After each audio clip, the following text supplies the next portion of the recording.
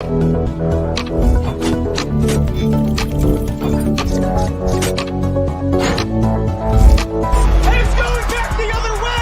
on a suit, drink water, don't drink and drive. Game over! Take it light. Okay. Now you're more fluent. He's got three! Up, Bears. So this is really good right here. Absolutely. Let's do it.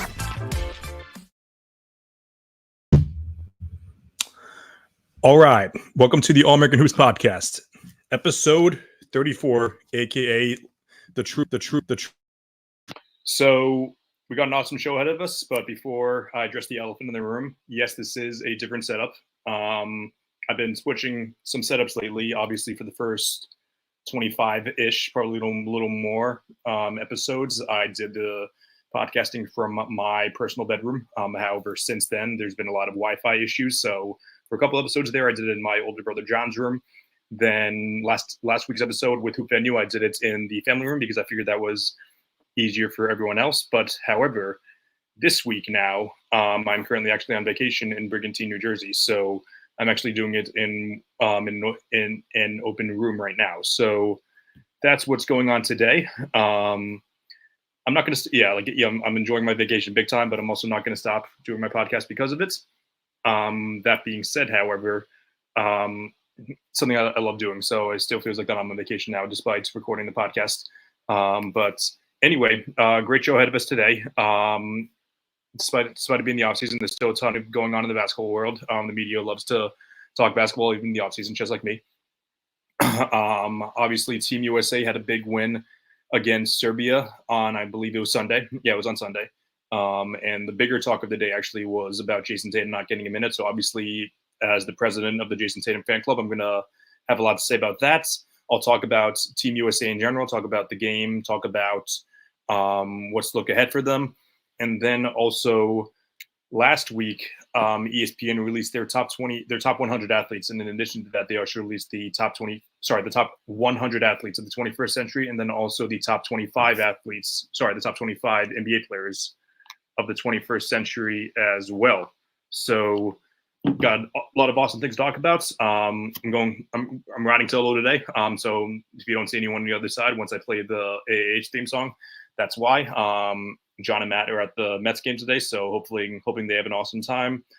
Haven't done an episode alone in a while. I did episodes 1 and 2 alone, and then I want to say I did like episode 5, 6, 7, or 8. One of the other ones, it was when I gave my All-Star starters pick for them. But ever since I joined Sports Fluent Media and Showtime Hoops, I've been on with someone. That's been awesome. But however, I am looking forward to doing this one alone. It's going to be an awesome time. This is the All American Hoops Podcast.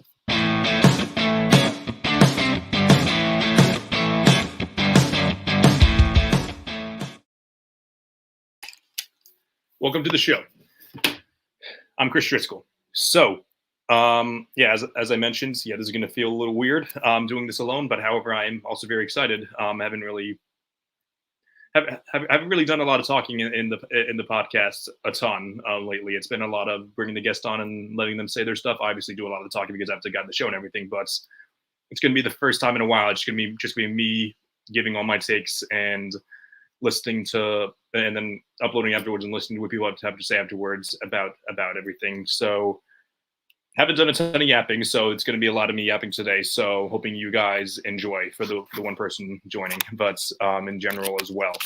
So obviously the big thing going on in the basketball world right now is just the Olympics, more specifically with Team USA. Team USA did not lose a game in the expedition games where the games didn't really matter, and they did win their first game against Serbia on Sunday afternoon. And despite it being a dominant team, people are saying it's better than the dream team and everything. It's unfortunate in today's world that people can't just sit back and enjoy just some dominant basketball being played. There's always going to be some sort of narrative twist behind it. There's going to be some sort of critiquing towards how a player played, how a coach coached, why didn't this player say something nice about the other player after the game. So yeah, it's unfortunate how it carries that way, but however, that's how the world works sometimes. But yeah, I'm definitely going to be talking about some of the game. We'll be talking about a lot of the game actually, because it's obviously something that I want to dive into because there's so much to talk about. But yeah, I'm going to start off as a big Celtics fan, as you can see. If you're a loyal watcher of the show too, or you just know me in general, you know how big of a Celtics fan I am. So Jayson Tatum is the best player on the Celtics, and in my opinion, I think he's also, if you're ranking the American-born players, I think he's the best American-born player currently in the NBA. Which sounds contradictory because Team USA just played a massive game. No, it wasn't a massive game. They just played an Olympic game. They won by 26 without him. So leads to a lot of narratives, of course. Why didn't Jayson Tatum play? Is Jayson Tatum not as good as people say he is? Does Steve Kerr have a lot of beef with Jayson Tatum? What is up with this whole situation? So, yeah, I'm going to give my take on it because even though I'm a big Celtics fan, I do like to be objective in these types of scenarios. Not only am I a big Celtics fan, I'm a big Jayson Tatum fan as well. As much as I love Jaylen Brown, I do think that Jayson Tatum is above and beyond the best player in the Celtics, even without winning the conference final and finals MVP. That being said, I did fight a ton for Jaylen Brown last year, so I'll be doing my fighting for Jayson Tatum in the offseason this year. So, yeah, so as I mentioned, I do think that Jayson Tatum is the best American-born player in the league. If we're talking about which player do I want to build around to win a championship in the NBA, I think that Jayson Tatum has to be is the best American-born player. I think the only guys that have arguments over him are guys like Jokic, Luka, Giannis, maybe SGA, but even then, I'm really going to push hard against you. Again, in that sense, if you think that SGA is better than Tatum, I really don't think so. Some people argue Embiid, which is a good argument, but he has his shortcomings. I just think that Jayson Tatum's game, I think his game is so easy to build around. He is on the offensive end. He really has no massive holes. There's nothing there's no glaring weakness to expose him. He's a great driver. He is a solid mid-range shooter. He's a phenomenal finisher. His three-point shooting can be a little inconsistent sometimes, but we did see that happen in the playoffs where his shooting did fall off a cliff, especially in the finals.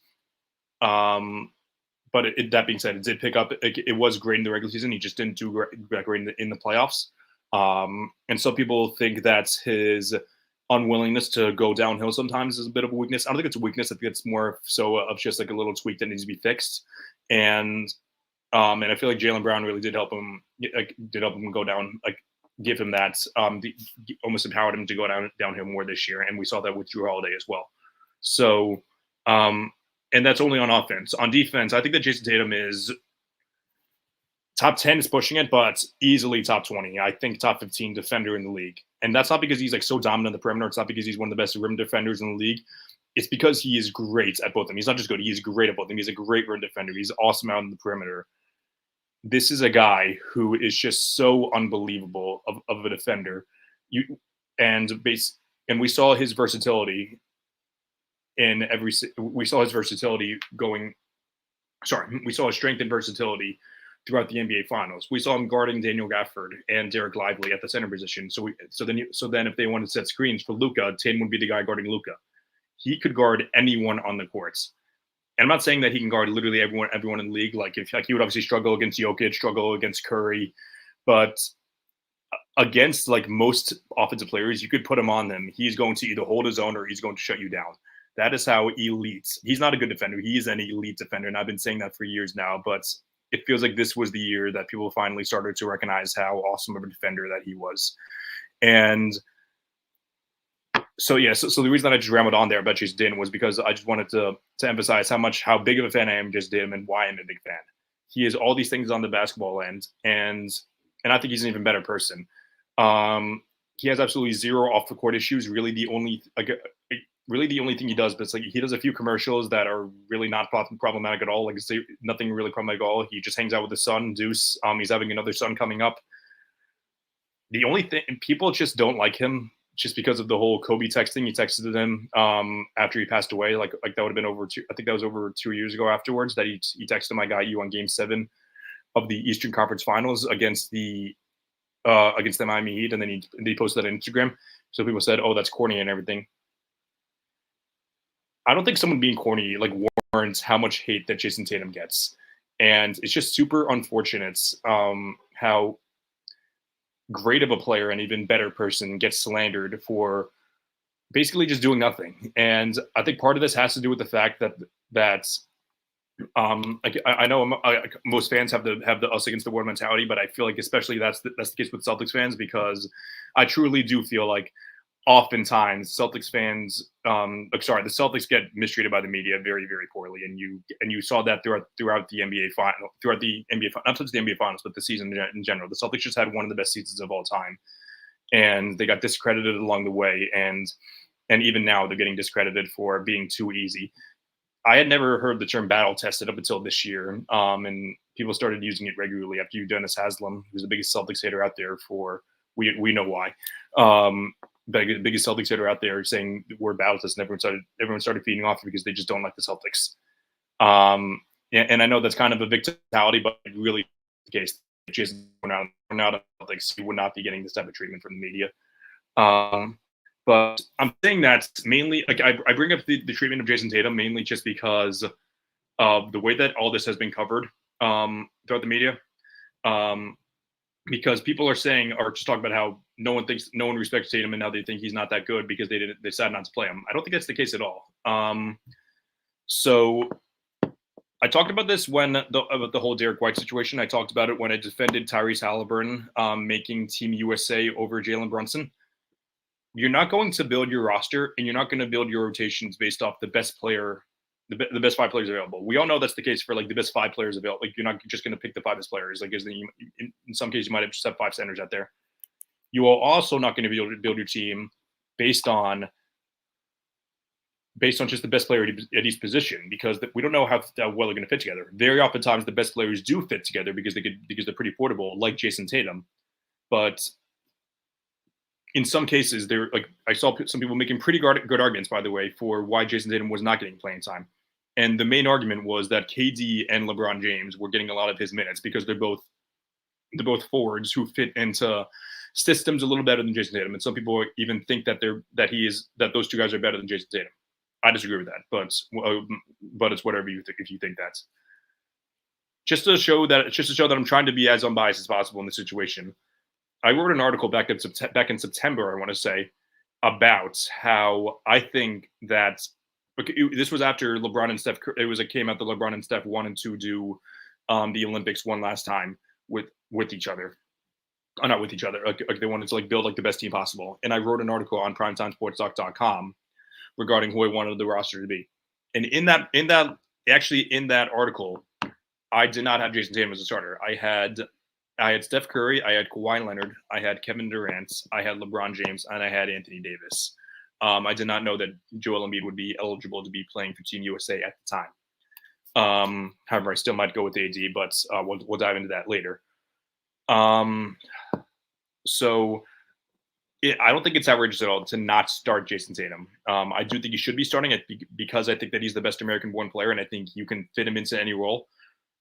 But if you want to say that you'd rather have LeBron, KD, and Steph there and just build around those 3 guys, that's fine too. But I think it's a mistake. If you want to win all the games possible, Jayson Tatum is your guy. I think that he's one of the best winners in the game. He just won a championship as the best player in the team by doing any role possible. He's not just the best player in the team that just scored 1 million points tonight. He's the best player in the team by scoring a lot of points. He played some awesome defense. Had 11. I think he had 8 or 9 assists in the first half to close that game. He will do anything to help your team win, and that's why I think that Jayson Tatum really should be getting minutes there. So, but I realize that I'm not going to win the argument or maybe not win the argument, definitely not get many places with Jayson Tatum getting 0, starting over LeBron and KD, because I think there is an argument for LeBron and KD starting over him, especially in the case that I'm actually going to give 2 arguments because just because there's different arguments for each one. But the first argument for LeBron and KD starting over him is mainly just because it's their last time playing for Team USA. And you want to get the veterans playing when they can, especially when they're playing as high a level as they are. And I'm not going to complain about them, Jayson Tatum, not playing over the 2 of them when the 2 of them just played awesome. I'm going to talk about how they played in a few minutes, but I just wanted to address the Jayson Tatum and Steve Kerr situation before I talk about the game, just because I wanted to address that as I mentioned, the president of the Jayson Tatum fan club. So Yes. So obviously, yes. So obviously, you want the veterans to play. Second of all, we also just saw like we also just saw like the veteran, like the leadership. You need LeBron to be like that leader on the team. You're not going to bench him for that reason. But it's yeah, it's kind of hard to like you want to pass the torch for sure, but you're not going to do it by benching LeBron James, and it would be kind of silly to as LeBron James, who's probably the captain of this team, to not really be that guy. Oh yeah, but the last point I wanted to address was I think that if we're ranking players based on who we want to build around the championship, Jayson Tatum is that guy ahead of LeBron and KD. However, it's the Olympics; they're not playing as many games, so LeBron and KD are going to be coming out ready to play. They're going to be going all out, not worrying about really anything else because like over a 2-game season, it's Jayson Tatum without a doubt. But the issue is where we rely on to on a per game basis. Who do you want? Tatum, LeBron, and KD. I take Tatum, but if you want to go with LeBron and KD because of their track record and their overall veteran leadership, that's fine too. But however, I have a lot of this written down. I have a lot of this written down because I have no one else to bounce off today. But I just want to talk about rotations because rotations isn't as easy of a concept as people say it is. I don't think it's as hard as a lot of other people are saying it is because you do have 12 of the best players in the world on your side. So just fitting them all together isn't that hard. Obviously, they won by 26 the other night, so you can't complain too much. But that being said, I feel like there's a lot of holes in the arguments of like fits and everything because if you're going to argue that Jayson Tatum deserves 0 minutes because of fits, what does that exactly mean? I just saw a game where Devin Booker was the starting small forward on the team. Devin Booker is 6'4". It's not like he's like an oversized shooting guard like a Klay Thompson or like a Jimmy Butler. He's a small forward now, but at one point in his career, Jimmy Butler was a shooting guard. You have a roster with Jayson Tatum. You have it with Anthony Edwards, who's he's only like an inch too tall than Booker, but he's obviously much better on defense and much more like physically fits to guard better players as well. But you're starting 3 guards, and you're not going to give Tatum 1 minute because the starting 5 it was Curry, Drew Holiday, Devin Booker, LeBron, and Joel Embiid, with the bench guys being the 5 main guys, the bench guys off the bench being Anthony Edwards, Kevin Durant, Bam Adebayo, Joel Embiid, who's the 5th? Oh, Derek White, obviously. So Derek White was like that main playmaker off the bench, which I adore Derek White. I'm not gonna criticize his minutes because, as I mentioned, it's not just about picking the best players; it's about fitting the players around him. I made that argument for Derek White's, because I know a lot of Knick fan friends saying like, "Oh, why is Brunson not there?" My same argument for Brunson for Tyrese Halliburton over Jalen Brunson. You need playmakers, you need defense. Jalen Brunson is an elite scorer. If I'm building a team to win as many games possible, I'm taking Jalen Brunson over Derek White and Tyrese Halliburton. But for this team, I'm taking Derek White and Tyrese Halliburton over Jalen Brunson. And I know people are going to say, "Oh, well, can you say the same thing about Tatum?" I don't know if you can, because as I mentioned, you have wings in the team. So if you want to start LeBron and KD as the wings, that's fine. Then you have Anthony Edwards and Devin Booker playing that many more minutes over Jayson Tatum. I've had this argument with many people about Anthony Edwards. There is zero world where Devin Booker is a better player than Jayson Tatum. Better fits, maybe. I'm going to push hard against that too. People talk about, oh, Tatum isn't a great three-point shooter. Tatum was a better three-point shooter than Devin Booker this year. Booker shot better in the playoffs, but that was only for 4 games because he got swept. I think that Jayson Tatum is a far better player than Devin Booker. I think Jayson Tatum is a top 5 player. I think Devin Booker is a top 13 player. No, top 15. Yeah, because I made my list recently. Yeah, I do not think he's a top. He should be getting the minutes that Jayson Tatum has. I think he played 26 minutes the other night for Team USA. He is not even close to being the player that Jayson Tatum is. As I mentioned, we're talking about solely fit. He's not the better player. He's not the better fit at all. He's not the better fit either. So, want to talk about rotation? Do you want to talk about fits? What does Devin Booker do better than Jayson Tatum? Because Devin Booker's main thing is shooting. He had a bad year shooting. not as good as Jayson Tatum. So I just don't like. I understand. Like, I think Tatum played like 13 minutes before KD came back. They just gave KD all of his minutes, which again, I'm not gonna. KD's I think he's one of the 13, 14 best players all time, and one of I'm not gonna get too mad at you if you want to play Tatum over if you want to play KD over Tatum. Same thing with LeBron. I think he's the second best player all time. I'm not gonna get mad at you for playing those wings out of him. And again, they're playing on a shorter game. Okay, yeah, with fewer games in the schedule. They're going to want to play those guys. They're going to be LeBron and KD are going to be going all out more. But off the bench, you can't give Jayson Tatum 10 minutes. You can't give him 12 minutes for Devin Booker, for Anthony Edwards.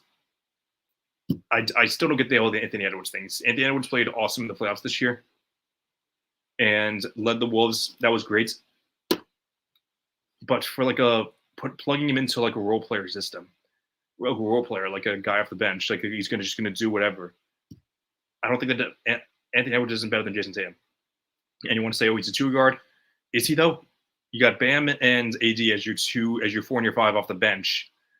You got Derek White as your guard, and then I guess you want to call him the 2 guard now because I guess KD was that other guy off the bench. But if KD's going to be like that main starter, he's going to be that other guy.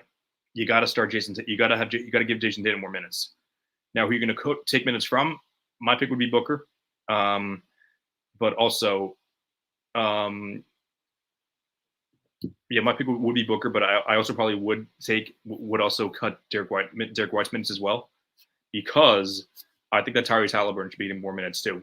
Tyrese Halliburton really embraced the role of being like that really great bench guy, which he should.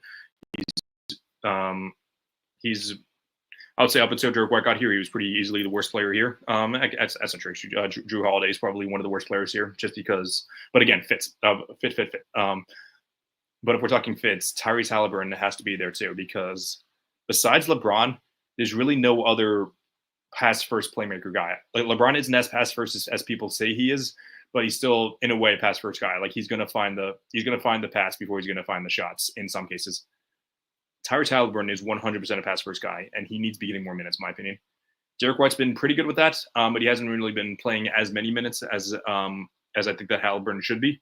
So I didn't write this out, but however, I'm gonna read it out. So my rotations, I think the starting line should be, and I've already conceded Sam's not going to start, so I've already conceded that.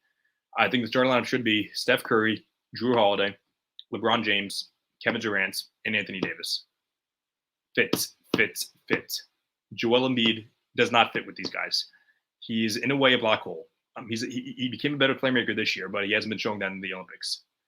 Joel Embiid is not a better fit for LeBron James, Kevin Durant, and Steph Curry than Anthony Davis. Anthony Davis is a phenomenal fit with LeBron James. We've seen them win a championship together. It's been a few years at this point, but the two of them still play awesome together when they're on the court together. For my second unit off the bench, I have Tyrese Halliburton, Anthony Edwards, Jayson Tatum, Bam Adebayo, and Joel Embiid. The only switch I might make is either Booker or White for Anthony Edwards. Anthony Edwards is a great player. I'm not playing him over Jayson Tatum. I'm not playing him over Tyrese Halliburton because of fits. And probably not Bam Adebayo too. Bam Adebayo has been awesome, by the way. He's been much better than I thought. So he's pretty locked into that role, in my opinion. Like even if you want to put Tatum at the 4, that's fine. But for identity purposes, I'd rather have Bam there than go small. So I just wanted to I spent a lot of time there talking about Jayson Tatum and the Team USA fit. But I just felt like it was important just because I'm a big Jayson Tatum fan. I've made that clear. But it's just a joke the way that he's been covered and I feel like and I don't know if this was Steve Kerr's intention. I'm not really a conspiracy theorist guy, but he just has to know the narratives around Jayson Tatum. I've never seen a guy who's won a championship whose reputation has gotten worse over the summer. Has this ever happened before? Like even with KD joined the Warriors in 2016, going into the 2017 season. He won a championship, and let's be honest, was probably the easiest championship he could have gotten. Was the media going at him as nearly as much as they're going at Jayson Tatum, saying about how easy it was? Not even close. Oh, but KD won Finals MVP. I don't care. Tatum was clearly the best player on the team. It wasn't as clear for the Warriors that KD was better than Steph. I think he was, but it wasn't as clear. So just this whole notion that Jayson Tatum get an easy ring, didn't win Finals MVP, and now he's played 0 minutes in the first game for Team USA, and they won by 26. Again, you can't complain too much about rotations, but do you really think that Devin Booker fits better with Team USA than Jayson Tatum when you're starting 3 guards? There is 0 worlds where Devin Booker fits better than Jayson Tatum in that type of scenario. And I think there are 0 worlds where Devin Booker fits any system better than Jayson Tatum, including playmaking. I think that Jayson Tatum is a significantly better playmaker than Devin Booker. There's not much, if anything, that Devin Booker is better at than Jayson Tatum. If I'm building a team, I'm taking Jokic, I'm taking Giannis. 3, it's a toss-up for Tatum and Luka for me, for who I'm building around. I think Tatum is one of the easiest guys to build around in the league for everything I said, for his talent, for his versatility, for his intangibles. And you know who's going to be complaining the least about this is Jayson Tatum. He's not a complainer for sure. And that's one of the main things I respect about him. He's fantastic with the media. He's an awesome guy. So, which I understand, as the kids say, I might be glazing him a little bit now, but he's an awesome player and he deserves the respect. Steve Kerr did say he's playing on Wednesday, so that's tomorrow against South Sudan. But who knows? It's been 26 minutes talking about Jayson Tatum, so we'll see. Hopefully he backs it up, but who knows? By the way, I forgot to cover the top of the hour to my Knicks fan friends. Precious Achua re-signed with the Knicks, so it's definitely a backup center that they needed. So good for them there. But now I actually want to talk about basketball, and not just the narratives around everything. I'm really looking forward to that because let's talk about the positives now. LeBron and KD looked awesome yesterday. I mentioned it earlier. Let's dive into it. Actually, LeBron James. 21 points, 7 rebounds, 9 assists, 9 of 13 from the field, 8 of 10 from 2, a plus 21. Kevin Durant, 23 points, 8 of 9 from the field, 5 of 5 from 3, a plus 20.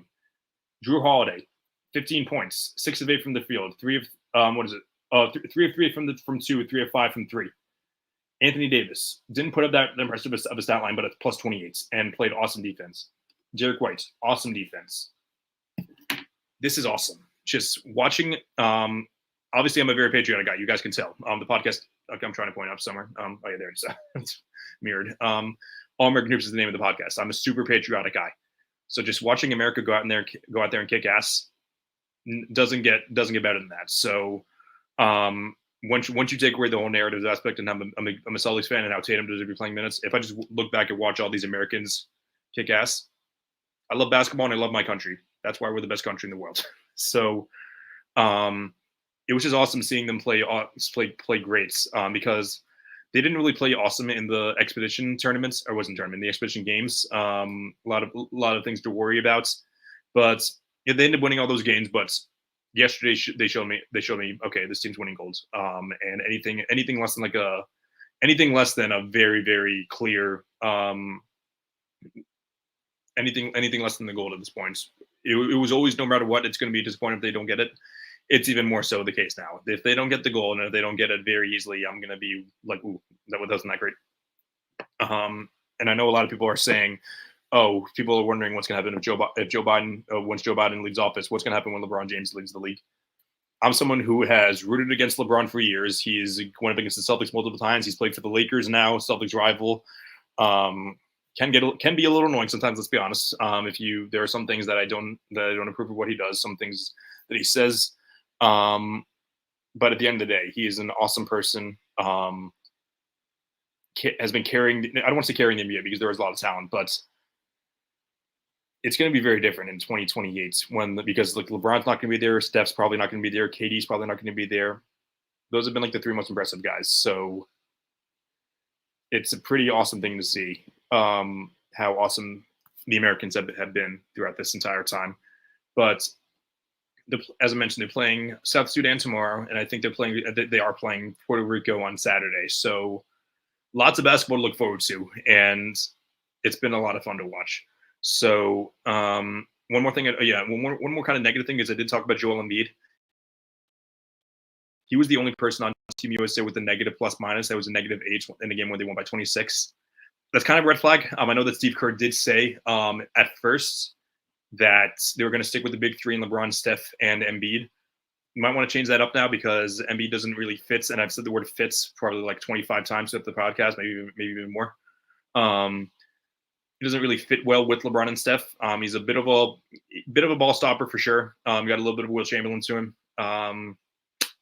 But as far as goes for just moving the basketball, which is Steve Kerr's philosophy, he's just moving the ball around constantly, which is why Steph Curry played so well with him, is because he was always moving without the ball. I think that Anthony Davis, which fits much better than Joel Embiid in this type of scenario. So, yeah, those are my thoughts there. But I went through the lineup. I do think that people saying Joel Embiid shouldn't be playing at all. I think he should be getting some minutes, but just maybe stagger those minutes a little bit to where AD starting with LeBron and KD. Or I did have KD and AD starting now instead of Booker and Embiid. So I do think that Embiid should be getting some minutes. I think all guys should be getting some minutes. All 12 guys should be getting some minutes because as I mentioned, the 12 of the best players in the world. I think all of them play awesome together. Even the South Sudan game was pretty brutal. They ended up winning that game. But he should try to get all 12 guys in, which, by the way, I'm very happy that Jayson Tatum didn't play the last 2 minutes of the game because that would have been a massive slap in the face, basically just saying your 11th to 12th guy will play you if we're blowing them out. So I'm just happy that he didn't play them at all. But I know some people may disagree with that. But yeah, it's an interesting perspective for sure to see how these rotations will go. But yeah, I was looking up some of the names from. I watched the South Sudan game. And I remember some of the players. So JT Thor is really the only one that I remembered. Wayne Gabriel too. Mariel Shayok, he scored the most points, I think. Oh no, Carlick Jones did. I think Mariel Shayok was second. And then Bukulu. I don't know how to say his name, but like South Sudan, I'm not going to disrespect them at all because they played really well against us the first time around. So let's see how they do it in the game that matters this time around. I don't know. And then Puerto Rico, the only two guys that I remembered are Jose Alvarado and Tremont Waters, former Celtic legends. He was a two-way player for the Celtics, and I think he actually started one of the games at point guard. He was I just remember being short. I forgot to tell you, he was very short though. He was like driving. He was like finding the hole everywhere. It was a pretty cool thing to see. I'm just gonna look at my notes one more time. I think I touched on everything. Steve Kerr said that one more thing he wants to have, and he just wants to see Steph Curry be unlocked, and I 100% agree with that. 3-point line is shortened. Try to play through LeBron and KD, give Steph the open space, which I know is basically impossible to do. The whole point of Steph's value is his gravity and how much attention that he gets. If LeBron and KD are scoring a bunch of points and then just leaving Steph open, you can't. That's going to be a pretty cool thing to see. As I mentioned, that's what's so great about this country is we just dominate everything, including basketball. So. Yes, as much as I say, what are they going to do when these three guys leave? I think I'm still very confident in America's product for basketball. Nothing else there, I don't believe, regarding Team USA, but very looking forward to the rest of the tournaments. I don't know after that. So I'm pretty sure pool play is done after Saturday, if I'm not mistaken. But then after that is when they get into the single elimination. So they'll probably play. They'll play Canada probably. They'll probably play France. I don't even know who they played today. It was just usually I'd have John or Matt look this up for me, but I know that Japan played earlier in an overtime game. They played France, right? France won by 4. And I kind of think they were robbed because I think that was a foul at the end of regulation. But it is what it is. Yeah, I clearly didn't watch the game. I was just looking at the highlights earlier as the game was going on. As mentioned, I'm on vacation, so I was just hanging out by the pool. But still a lot of fun to watch basketball in the Olympics, and something I'm going to look forward to doing the next week.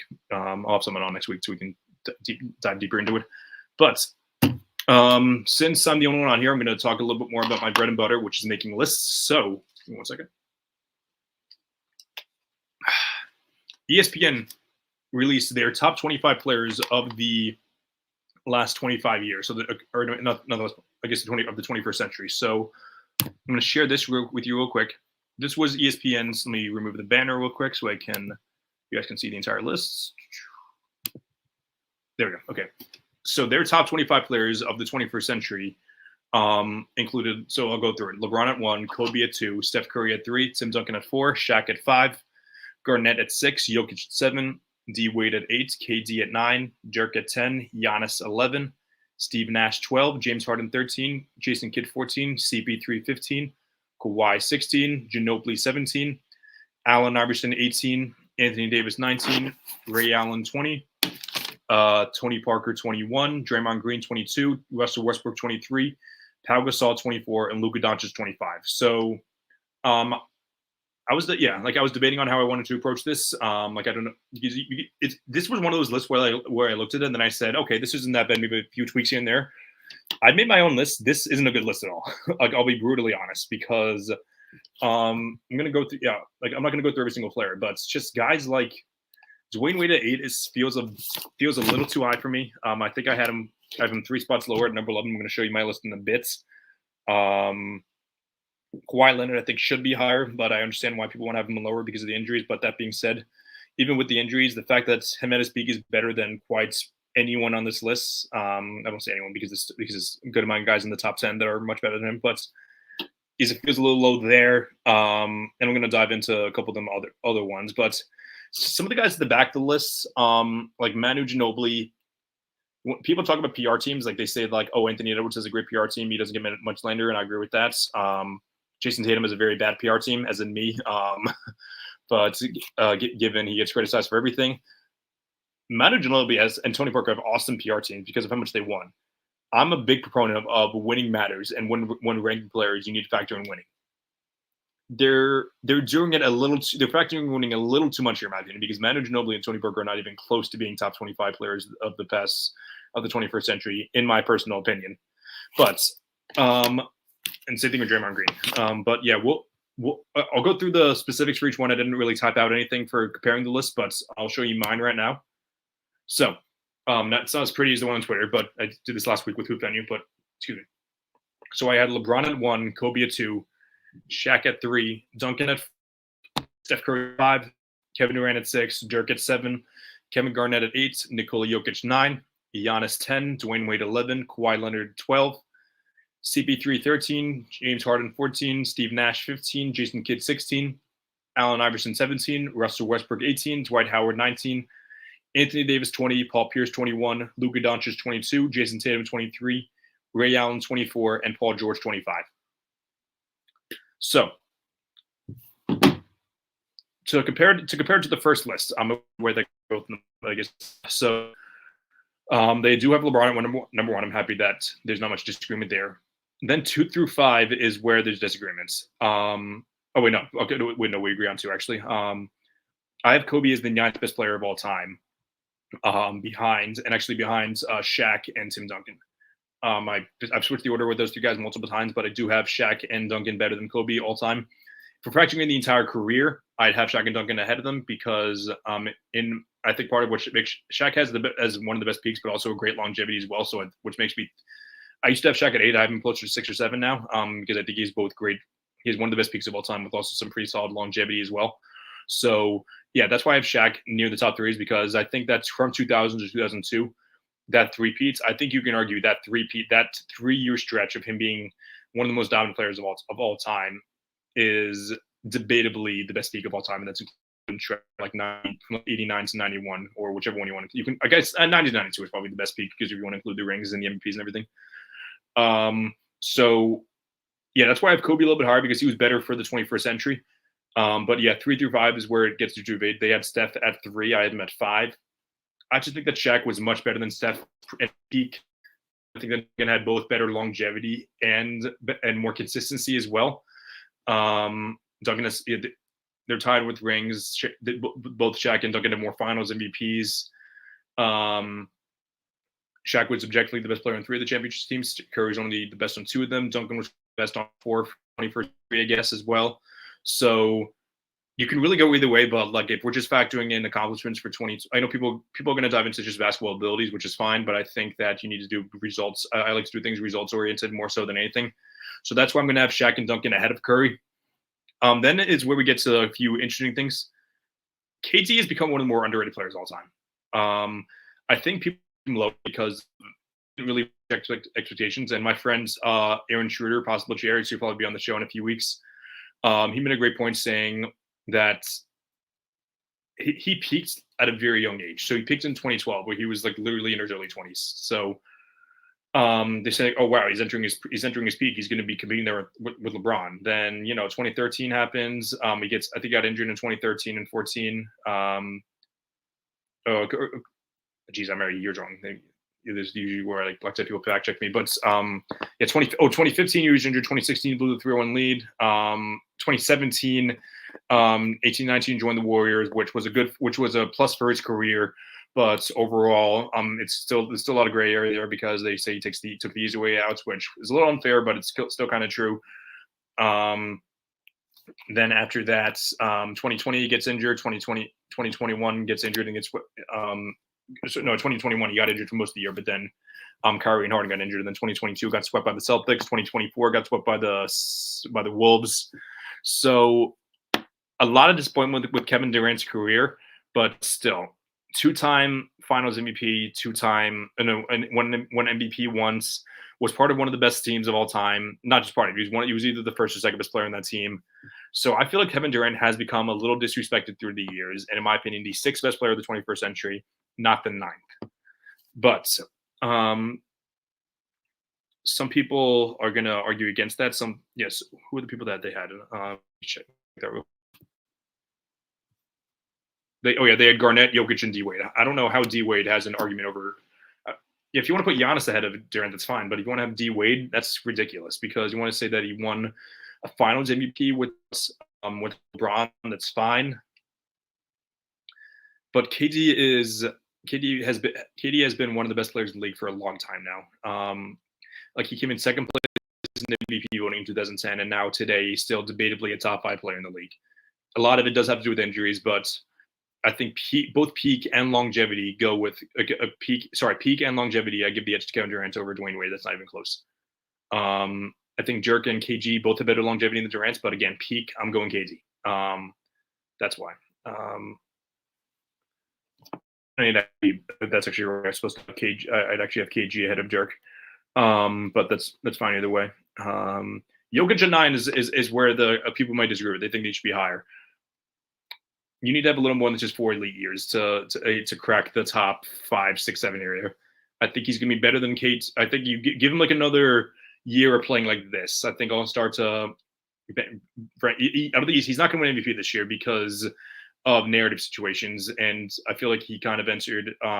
He's going to be entering a disadvantage this year, not only because he won MVP, but also because he underachieved in the playoffs. So, but give Jokic another MVP caliber season. If he wants another ring, that'd be awesome. But for now, he's not there yet. Same thing with Giannis.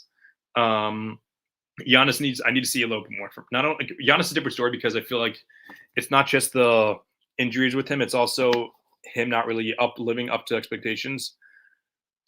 And there's a bit more gray area with his ring than with Jokic, in my opinion. I'm not going to discredit anyone's rings, but that being said, Jokic did see a harder path ahead, and was a bit more, and his team was a bit more dominant. Giannis played a better finals without a doubt, but I do give the edge to Jokic for whose ring is harder and who has been better since 2022. So yeah, that's my take there. And then I have D Wade at 11. I think 11 is the right spot. I think 8 was way too high. I mentioned Kawhi. CP3. I think CP3 is a little underrated right now. I think he's one of the best point guards. I think he's one of. I would say if we're talking pure point guards, I think CP3 is easily the best point guard on this list, and that's including Steve Nash and Jason Kidd. But yeah, the fact that he's one of the best playmakers and passers in the league, while also being the best perimeter defender in the league as well for point guards, that speaks volume. And yeah, he didn't win in the playoffs a ton, but most of that wasn't his fault. Or some of it was his fault for sure. But he's not as big a playoff dropper as people say he is. James Harden, MVP, won multiple times, came in second place in MVP. I think he's like top 28-ish in MVP shares. So that's why I got Harden there. After that, 15 through 18 is where it gets interesting. We got Steve Nash, Jason Kidd, Allen Iverson, Russell Westbrook. I don't like I want to say 15, 16 are kind of interchangeable. Maybe you know what? No, actually, like I'm very confident with my Jason Kidd in this order. I want to say that Jason Kidd's better than Nash because of his defensive ability, and that Nash is just the better. But I think that Nash's all-time ability on offense, what's the word? Trumps the Jason Kidd's ability in defense. So that's my take there. I think that Jason Kidd is much better than Allen Iverson. People are going to say, "Oh, Iverson was much better." Like led a much worse team to the finals. Jason Kidd led a not that good team to the finals too, twice actually. So he was a much better player than Allen Iverson, in my opinion, especially factoring in defense. Which before you say you did that with Nash is a much better player on offense than Iverson, not even close. Westbrook was interesting. Did Westbrook make this list? He did, right? Westbrook, he came in 20. Yeah, so I had Westbrook 5 spots better. I feel like my opinion on Westbrook has done like 180 in the past couple of years. I feel like Westbrook has been very disrespected by the media. Prime Westbrook was filthy. I want to call him a black hole a little bit, just because like he had a very high usage rate and everything. But that being said, Westbrook is very good at basketball. And he was behind guys like who's he behind? He behind Draymond, behind Tony Parker, Manu Ginobili. You care a little too much about winning if you're going to rank those guys ahead of him, because those guys were second and third, and in Draymond's case, a fourth option on this team. So I'm not saying Westbrook is a guy that's going to be the number 1 option on a championship team. Not even sure if he's going to be the number 2, but he's much better than most of those guys. Dwight Howard. How the hell did Dwight Howard not make this list? Like I had to look like 3 or 4 times. Like let's look again. Let's take a look, another look. Dwight Howard on this list? Dwight Howard is not on this list. You mean to tell me that Dwight Howard couldn't make the cuts, but Manu Ginobili, 17? Manu Ginobili is the 17th best player of the 21st century, but Dwight Howard does not make the top 25. How the hell is that the case? Dwight Howard is a 3-time decoy. He led his team to the finals in 2009. He beat LeBron. I understand, like he didn't really carry the team as much because he was a very defensive-minded player. He was hands down the best defensive player. He's a better player than Draymond Green. He's a better player than Manu Ginobili, Tony Parker. Ridiculous how Dwight Howard. I think he's 19. You can argue that about AD Pierce and maybe even Luka and Tatum. No, I'm not going to say that. Like I think that Dwight's a clearly better player than most of those guys. Actually, you know what? I'll give you the pass. You want to have Luka and Tatum ahead of them because they have rings as the best player in the team. But after that, you're pushing it. So anything less than 24 for Dwight is a bit too much. So yeah, kind of.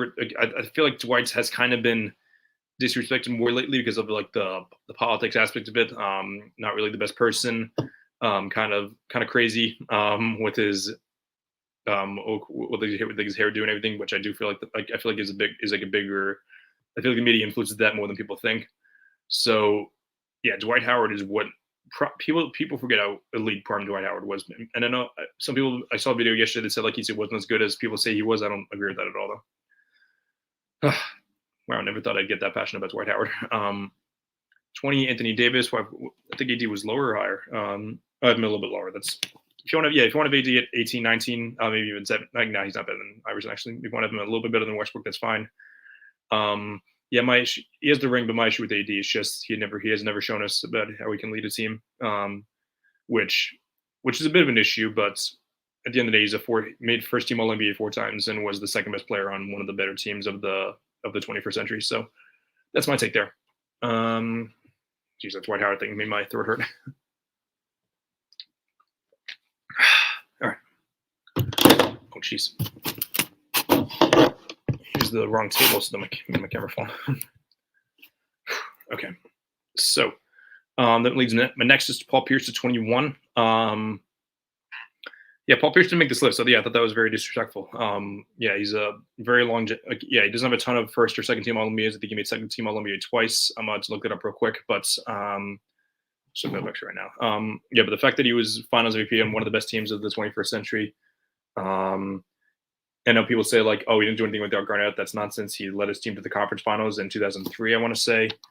Give me 1 second. What other All does he have? He's he made second team All NBA once. It looks like second team All NBA once. He made 13 All NBA 3 times. Yes, that's that. There we go. Okay, 10-time All Star. Finals MVP, 75th anniversary team. He's become a little bit underrated in my opinion. Bring up 12 years, 34. Yeah, episode 34. Yeah, which is what I mentioned in the beginning. But yeah, I'm a big fan of Paul Pierce. And he's another one. He's kind of up there with Dwight. He's just a weirdo, so they don't want to promote him really. But yeah, is your issue with that there? If you don't want to, I love Paul Pierce though. Even though he gives bad takes, especially on Undisputed. After that, I got Luka and Tatum are back to back, the two best players on the for the NBA Finals. I think both of them, their peaks are higher than a good amount of these guys on the 21st century. That's why I have them higher. Luka has been the best player on 2 teams that have made the conference finals. The best player on the team that's made the finals. Tatum has been the best player on how many teams is that? I'm not going to include 2018. So 4 teams that have made the conference finals and 2 teams that have made the finals and a team that has won the finals. I think just like people call it recency bias, or even in my case, just Celtics bias. I care about people who they were at their peaks. And Jayson Tatum is a 3-time first team All NBA member. He's finished top 6 in MVP voting 3 times. There's not many players at their peaks you're taking over Jayson Tatum, especially in the 21st century. So if you want to factor in longevity, that's fine. But I'm very, very comfortable with Jayson Tatum as the 23rd best player of the 21st century. Ray Allen, I do have him a little bit lower, which I was surprised at because I'm a big fan of Ray Allen. But happy that he got his flowers for number 20. I do think that Ray Allen is. Some people do say oh he's. Some people only evaluate him based on who he was in Boston, but he was a lead with the Bucks and with the Sonics as well. But yeah, so maybe they're giving him his flowers for either those days, or maybe just the fact that he hit the big shot against the Spurs with rebound Bosch back at Allen, who's 3-pointer bang. You know what I'm talking about. So yeah, zero issue with you want to have Ray Allen a little bit higher. But I don't know. He had a really good peak, pretty solid longevity, but not great. And then 25th, I had Paul George. Some people are going to say Joel Embiid should be here. I think Paul George had a top 3 MVP season. I know that he had a top 3 MVP season. And he's not as bad as a playoff choker as people say he is. But I had 1, 2, 3 guys not on this that went on the first list. So that was Dwight Howard, Paul Pierce, and Jayson Tatum. Oh no, 4. Paul George too. The 4 guys that weren't on my lists, I'm taking a look at it now. So it was Pau Gasol. Oh yeah, so it was Pau Gasol at 24. It was Draymond Green at 22. Tony Parker 21. Manu Ginobili at 17. So yeah, Manu and Parker, yeah, they both have great PR teams. I sound very chronically online now, but I'm actually a big fan of Pau Gasol. I actually, for a little while, I had him on my top 75 list. I think he's fallen off since, but still have zero issue because he was not only was he the great perfect second option to Kobe, he was also awesome with the Grizzlies. I think he won most playoff series with them. So yeah, very underrated Pau Gasol in my opinion. And then Draymond. Draymond's outspoken now. He's very involved with the league. He's on TNT and everything. So maybe they should promote him a little bit. They love his defense. I don't know. He was probably the second best player in 2015 and 2022. So maybe you want to give him credit for that. But it feels a little high, and you're giving him a little too many flowers for being a guy who was at best the 3rd scoring option on some teams. Some of those Warriors teams, he was the defensive anchor at a couple of the teams as well. So if you want to give him the credit for there, that's fine too. Just feels a bit high. I feel lonely enough. Usually where I'd ask John and Matt how they feel about the list, but I was able to dive into the list much deeper than I usually would. So very happy that I did that there. But I'm gonna publish this list on my Instagram and see what people think. I'm also gonna do it on Twitter. I already did in TikTok. Got some comments on it. I'm gonna respond to those. We got 5 minutes left, so I'm actually gonna take a look. I'm gonna go through my TikTok now to see what people thought about the list. Let's see what they said. I think I may have addressed most of this. Oh yeah, so someone said I don't understand how you could put CP3 above Westbrook and Harden. I do. Some people, you say like, oh, CP3 doesn't have an MVP. He does not have an MVP, but however, I do think that 2008 CP3 is better than any version of Westbrook that includes 2017 Westbrook. But however, if you want to talk about peak Harden is better than peak CP3, I'd agree with you there. But I think that CP3's longevity and he's not as big of a playoff dropper as Harden, in my opinion. Next one said, why are KG and Garnett ahead of Jokic? I mentioned that it's because of overall longevity. You want to give the edge to Jokic because of his peak. He definitely peaked higher than both of them. I agree with that, but that's the issue there. And then the other guy, there's a lot of problems with Jokic, whether you're with the two main ones, but yeah, most Celtics fans have the issue with Paul Pierce not being on the list. I have a bigger issue with Tatum not being on the list, actually, even though I have Pierce higher. But I think that Tatum definitely deserves to be on the list, and I think he will be very soon. I don't know. The Celtics. I like to say the Celtics win another ring, he'd get his flowers, but I thought he'd get his flowers after this ring, so maybe not. So wow, this was an awesome show. Yeah, this is a good show. Haven't yapped into a microphone. Like, I think this is the longest show that I've done by myself, because the ones that I've done have usually been about 40 minutes or so. The first one is only about half an hour, but thanks so much for those of you for coming on the show. This was an awesome show. Thanks so much for tuning in. Didn't make many comments. I hope you guys were able to get something from the show. If for those of you who are joining later, hope I did good enough for you guys. But let me pull up the banner real quick to show you. Make sure to follow All American Hooper on all social media platforms, on TikTok, Twitter, and Instagram. Subscribe to Sports Fluent on YouTube to catch every episode Tuesdays at 6 p.m. Not only this episode, but also not only this show, but also other shows. There's some awesome shows coming on, including the Creators Hour by Ori V. That's starting again on Friday nights, 8 p.m. So we're very excited to see that. Make sure to follow at Sports Fluent on Instagram and TikTok. Those are he's very active on that. But until then, I'm gonna close it out with how Chilltown usually does. Give me 1 second. That's just how it usually goes. Drink water, don't drink and drive, put on suits, and call your mother. Call your mother. She'd love to hear from you.